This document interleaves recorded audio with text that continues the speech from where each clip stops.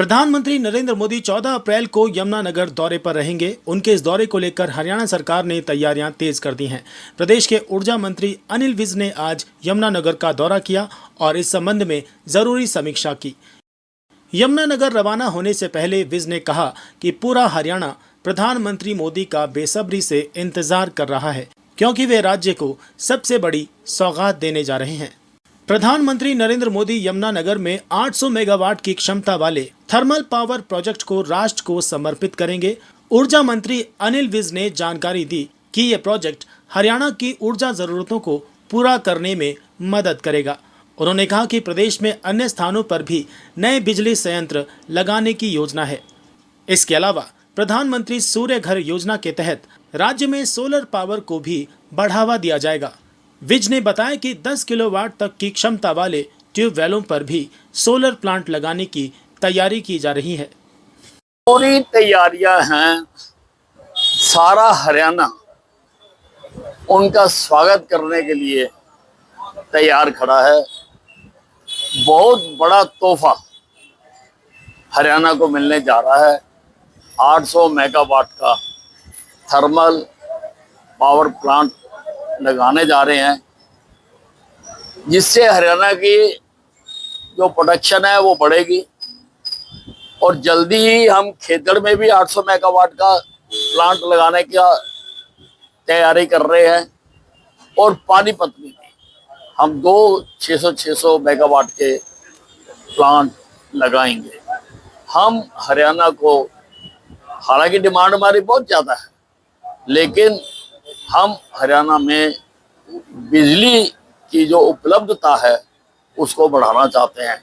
इसके अतिरिक्त हम सोलर पावर को भी बहुत बढ़ावा दे रहे हैं। जो प्रधानमंत्री सूर्य घर योजना है, जिसमें 2 किलोवाट तक में 1,10,000 रुपए की सब्सिडी है। मेरा ख्याल है 1,40,50,000 में लगता होगा। तो हम वो भी चाह रहे हैं कि हर घर पे लगे, हर घर पर जो है सूर्य घर योजना का लाभ मिले, वो भी हम चाह रहे हैं। और 10 किलोवाट तक के जो ट्यूबवेल हैं उन पर भी हम सोलर पैनल लगा रहे हैं और बहुत बड़ी संख्या में हम लगा चुके हैं। पूर्व मुख्यमंत्री भूपेंद्र सिंह हुड्डा और कांग्रेस नेता रणदीप सुरजेवाला ने राज्य में बिजली दरों और बिजली आपूर्ति व्यवस्था को लेकर सरकार पर सवाल खड़े किए हैं। इस पर अपनी प्रतिक्रिया देते हुए अनिल विज ने तीखा हमला किया। उन्होंने कहा कि हुड्डा और सुरजेवाला को हमेशा पेट दर्द की शिकायत रहती है। बेहतर होगा कि वे किसी अच्छे डॉक्टर से जांच कराएं और दवा लें।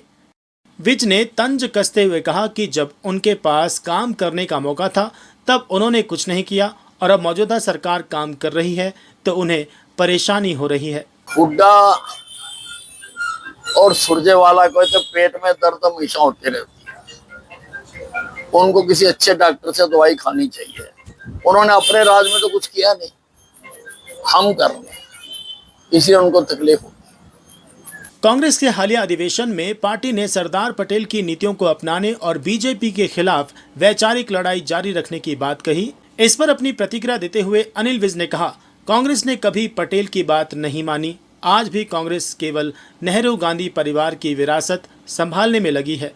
अगर कांग्रेस पटेल को अपनाना चाहती है तो इसका मतलब ये है कि उन्हें 70 साल बाद ये समझ आया कि वो गलत थे और पटेल सही थे।